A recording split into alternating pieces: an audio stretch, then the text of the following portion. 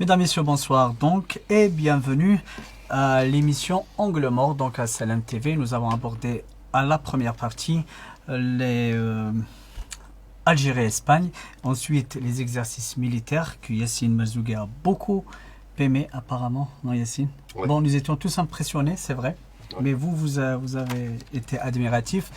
Tarek Hafir également, non? J'ai suivi Non. comme tout le monde. Ouais, c'est ça. Vous avez de la retenue. Je sais pas de la Contrairement à retenue, lui. c'est des gens qui font leur métier et puis voilà, après, bon, Après tout, c'est leur devoir. tout à fait décrit. Merci beaucoup. Donc nous allons aborder maintenant le dossier Jay-Z. Yassine Mazougué, apparemment, il y a du nouveau. Oui, actuellement, depuis 3 ou 4 jours, le Fonds national d'investissement, propriétaire de 51% des parts sociales de Jay-Z, est en train de négocier avec une délégation de Veillon pour le rachat des 49% appartenant à Veillon. Si le marché est conclu, le FNI va devenir propriétaire 100% des parts sociales de Jay-Z. Bon, les discussions sont en cours, on ne sait pas comment ça va se faire. Il y a aussi une discussion autour d'une phase transitoire où une équipe de Veillon pourrait gérer Jay-Z en attendant l'installation d'un staff dirigeant nouveau. Tarek Hafez, vous avez écrit un article dans ce sens il y a quelques semaines. Oui, c'était quasiment les premières grandes négociations où la question de la cession au FNI était engagée et avec cette proposition de Veon d'avoir donc cette phase transitoire, ce qu'ils appellent Ouma, c'est un deuxième contrat, c'est un contrat de management. C'est-à-dire faire en sorte que Veon accompagne donc l'opérateur, qu'il n'y ait pas de changement sur le plan des procédures, et c'est-à-dire qu'il y ait un accompagnement, et en même temps aussi un accompagnement aussi pour au moment de la revente par l'État algérien, parce que théoriquement c'est ce qui a été retenu, puisque l'État se retrouve maintenant dans une situation de monopole, enfin va bientôt se retrouver dans une situation de monopole avec deux opérateurs. Est-ce que c'est l'Algérie qui a voulu acheter ou bien c'est l'autre Il qui voulait vendre? Il y a dans le pacte d'associés donc, qui a été signé, je crois que c'était en 2015. 2014. En 2014, donc, une clause qui fait que à un certain moment, donc c'était en 2021, qu'il y ait donc de nouvelles négociations pour que l'Algérie, c'est-à-dire à travers le FNI, rachète les parts. Il y a encore des parts qui appartiennent au groupe Cévital. Je crois que c'est 2,75%, il me semble. C'est un peu comme ça, oui. Oui, 2,75%. C'est minime, mais dans un groupe comme un opérateur téléphonique, ça fait quand même de l'argent en fin d'exercice. Et donc voilà. Là, théoriquement, dans quelques temps, Jay-Z va redevenir à 100% algérienne, c'est-à-dire de capitaux algériens, que ce soit le FNI et Cévital. Après, il va y avoir une seconde phase où sûrement des négociations pour la revente. Est-ce que ça va se faire le mécanisme, je ne sais pas, je ne le connais pas, mais il est possible que ça se fasse sous forme d'avis d'appel d'offres international. Il y a certains groupes internationaux qui ont fait part de leur volonté de racheter, alors qu'il y a une China Mobile. Il y a Orange qui était au départ était très intéressé. Voilà. Il y a beaucoup d'opérateurs. Est-ce qu'on peut parler de chiffres, de montants? C'est compliqué. C'est compliqué. Parce que des milliards de dollars, on peut y aller jusqu'à 1 milliard de dollars. Ben là, ça va coûter pratiquement 1 milliard de dollars en rachat des parts. Et 49%. Et en termes de revente, je ne sais pas. En tout cas, il y a un groupe d'hommes d'affaires du Golfe mené par un homme d'affaires Voilà, saoudien. j'ai oublié, c'est un opérateur émirati. Donc les Émiratis, Etisalat ont fait part à un certain moment de leur intérêt. Ils n'ont pas fait de proposition officielle à l'État algérien actuellement.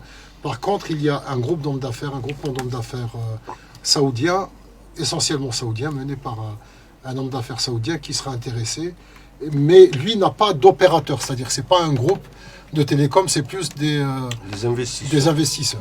Pour rappel, en 2014, Wimpelcom annonce la cession de 51% du capital de Djezzy au Fonds national d'investissement pour 2,643 milliards de dollars. Oui. Ouais. Et Djezzy, en tout cas, ses parts ont perdu énormément de valeur. Je crois que c'est 76% de leur valeur. D'accord. Donc si on cède à 2,6 milliards de dollars, ça peut pas se faire. C'est pas. Au départ, quand ça appartenait à Sawiris, il avait convenu avec un opérateur sud-africain, je pense, pour vendre la totalité de l'entreprise à 9 milliards de dollars. Et là, l'État algérien a exercé son droit de préemption et a rabaissé le montant jusqu'à 2,6 milliards de dollars pour les 51%. Donc je pense que ça va valoir quelque chose comme 1 milliard de dollars à quelques chiffres près. Donc c'est un peu ça.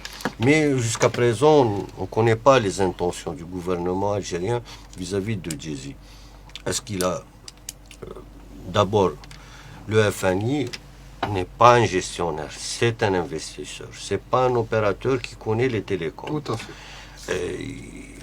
Il a investi dans beaucoup d'opérations, mais avec des opérateurs qui connaissent leur métier. Il est dans Renault, il est dans AXA, il est dans pas mal d'entreprises, mais en tant qu'investisseur. Cette fois-ci, il se retrouve avec 100% de part sociale sur les bras et on ne sait pas comment il va gérer cette situation. Il y a, c'est vrai, des cadres de Djezzy, donc algériens, qui ne sont pas dans le groupe d'expatriés, si on peut dire ça, de VEON, qui ont certainement des compétences. Mais après, un opérateur de téléphonie mobile, en plus un opérateur Internet, puisque c'est ça, et puis c'est quand même des métiers, différents métiers, il faut savoir, c'est toute une machine qu'il faut mettre ensemble. Sur le plan économique, business, est-ce que c'est très bénéfique pour l'Algérie de le racheter à 100%? Est-ce que ça va rapporter? Est-ce que c'est un bon investissement? Oui, au départ, c'est un bon investissement, mais maintenant reste la bataille de la 5G, la bataille de la densification du réseau. Maintenant, ce qui est sûr, c'est qu'on peut faire l'interopérabilité, qui était un élément gênant auparavant. Mais maintenant, on peut faire l'interopérabilité et faire gagner beaucoup d'argent aux opérateurs. C'est-à-dire une mutualisation des équipements, notamment les BTS et tout. Donc ça peut être un élément avantageux pour les opérateurs, notamment pour Mobilis. S'il y a une coalition Mobilis-Djezzy, ce serait bénéfique pour l'Algérie. C'est bénéfique? C'est un bon plan? Certainement. Mais après, bon, c'est quand même... il y a l'État en haut, il y a le FNI d'un côté, de l'autre côté, il y a le groupe Algérie Télécom. La bonne formule, après le rachat. Oui, mais, mais après, s'il y a des décisions qui sont prises au moment de la phase transitoire et qu'il y a le nouvel opérateur qui vient, donc qui va racheter, on ne sait pas. On ne sait pas encore. Donc, on ne peut pas se prononcer. C'est vraiment une situation qui est complexe. Oui. Merci Tark Hafid, merci, le temps vraiment est écoulé. Yassine Marzouki, nous allons évoquer maintenant Air Algérie et le tragique, si on peut le nommer, accident qui a coûté la vie à deux jeunes algériens à l'aéroport d'Alger. Donc il y avait, suite à l'enquête préliminaire, elle a été procédée à l'arrestation et au placement en garde à vue de 4 mises en cause. Mais aussi, il a été procédé également à la suspension administrative de 9 quand même. 9 responsables. Mhm. C'est quand même... Le gouvernement a C'est ce frappé qu'il fort fallait. cette fois-ci. C'est ce qu'il fallait faire. Parce que l'Algérie, quand même, pendant le terrorisme, il faut se rappeler qu'il y a eu détournement d'un avion. Et l'Algérie a déployé énormément d'efforts pour dire que nos aéroports sont sécurisés. Et avec ces histoires de Harraga là, qui se répètent chaque fois, démontrent que les gens ne sont plus rigoureux. Donc, il fallait montrer cet aspect-là et dire que les clés khlas. On ne pardonne plus ce genre de pratique. Oui, il y a eu mort d'homme quand même. Bien Oui, sûr. au-delà de la mort d'homme, c'est un problème de sécurité. L'italien, ou là, le belge, ou là, l'espagnol, ou là, le français, ou les khafal les avions taou. Donc, il faut redonner l'image d'un aéroport sécurisé à 100%. Aucune faille n'est admise. Et je pense que l'État a fait le bon choix. Le bon choix, d'abord, ceux qui ont aidé les jeunes à accéder à l'avion, et puis Les responsables. les responsables pour leur laisser aller, il fallait que quelqu'un paye pour ça. Des têtes ont tombé quand même. Il y a, pour moi, ce n'est pas une tentative de harga, mais pour moi, c'est le meurtre de 2 personnes. Meurtre. Oui, c'est le meurtre de 2 personnes. Quand on attache, parce qu'on voit bien les 2 jeunes, la vidéo, attachés à l'intérieur de l'espace où se rétracte le train d'atterrissage, d'accord. La 330, c'est quand même un avion qui est très grand, donc ils étaient cachés à l'intérieur de cet espace, un espace où, d'après ce que j'ai compris, il n'y a ni oxygène, ni protection, c'est-à-dire en termes de pression, et ni protection en termes de température très basse, c'est-à-dire que ces 2 jeunes ont été tués, et on voit bien qu'ils ont été attachés avec les cordes. Pendant 3 jours, ils ont été découverts au bout du 3e jour. C'est-à-dire, après on se pose des questions. Il y a les services techniques l'aéroport d'Alger, les aéroports où cet avion a atterri, il a redécollé, il faisait quoi? Il y a énormément de choses il y a des questions. Imaginons maintenant que au moment de l'atterrissage, le train d'atterrissage ne sort pas, à cause justement de la présence des 2 corps. Imaginez le drame que ça aurait fait. Un A330, c'est énormément de passagers. Il faut juste, voilà, c'est ça les questions. Pour moi, ce n'est pas une tentative de harga, pour moi, c'est un meurtre de jeunes qui aurait pu provoquer encore des morts encore. Mais si on avait les aéroports suffisamment sécurisés comme auparavant, on n'aurait pas vu des choses. Il y a de la complicité, et derrière la complicité, il y a de l'argent. Oui. Il y a même le directeur de la police aux frontières Ouais. qui a été démis de ses fonctions. Parce qu'ils ont été, ces responsables de l'aéroport d'Alger, ils ont été justement nommés par le DPF, le directeur de la PAF. Donc il a quand même le choix des hommes, ça fait partie de la gestion. Ouais, de Donc responsabilité. il a nommé des gens qui ont été défaillants dans leur exercice de fonction, donc ils doivent tous payer. C'est simple. C'est ça la norme. C'est ce qui manquait peut-être à l'Algérie avant. Quoi? À chaque fois qu'il y a un drame, il n'y a pas de tête qui tombe. Non, il faut inverser la chose. Non, il faut justement avoir les bonnes personnes là où il faut pour éviter qu'il y ait des drames. Voilà. C'est ça l'objectif, c'est ça la gestion d'un État. C'est pas, il y a un drame, on doit réagir. Non, c'est pas ça. C'est-à-dire qu'il faut faire en vraiment sorte à éviter le Ben drame. oui, Montrer identifier les lignes cadres, rouges. bien sûr. Montrer les lignes rouges. Auparavant, identifier non. les cadres compétents et les installer dans ces postes. Maintenant, est-ce qu'il y a une pénurie de cadres compétents? Là, il faut se poser des Avant, questions. il y avait des meurtres ou des accidents, il n'y avait pas de poursuite. Parfois, il n'y avait même pas de poursuite. Ce qui s'est passé à Constantine, il y a eu des réactions. Mais ça ne suffit pas. Il y a même le directeur de l'aéroport, Tahar Alesh, après 14 ans, de Rennes sur l'aéroport d'Alger qui est démis de ses fonctions. Oui, je pense qu'il va être présenté à la justice dans la semaine qui va venir. Il a beaucoup de dossiers. Énormément. Mais si ce n'est pas ce drame, il est toujours en poste. Non, ça n'a rien à voir avec ça. Absolument rien à voir avec ça. C'est des dossiers qui étaient à la phase enquête. Oui.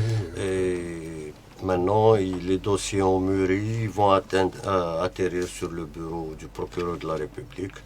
Et la justice va suivre son cours, c'est tout.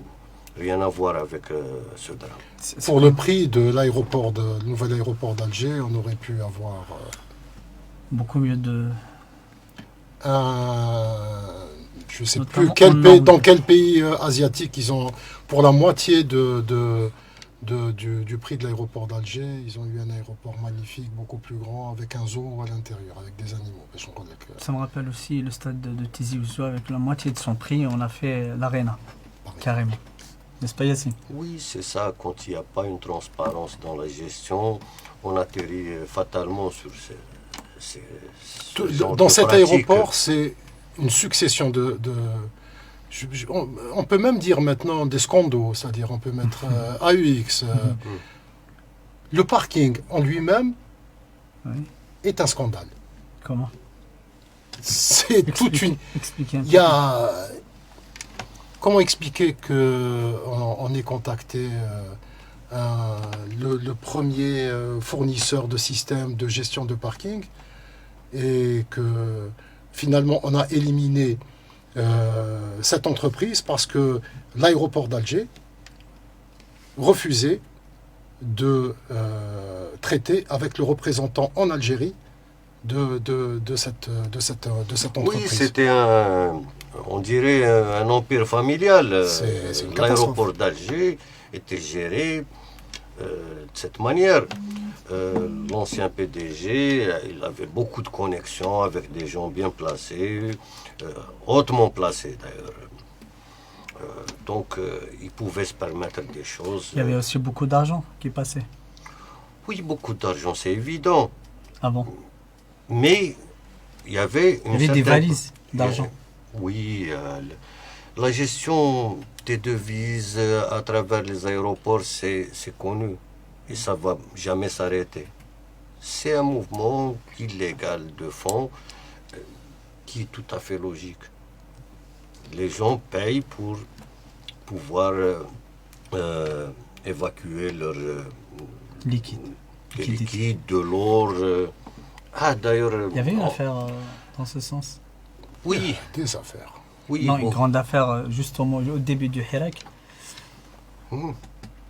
Bon, on ne peut pas en parler, c'est en phase d'instruction, on ne peut pas en parler. Mais il y a eu beaucoup de choses illégales à l'aéroport d'Alger. Lui-même, sous contrôle en liberté provisoire, le PDG. Donc, le juge d'instruction lui a retiré le passeport. Ok, c'est un fait. Mais il avait le badge de la zone internationale.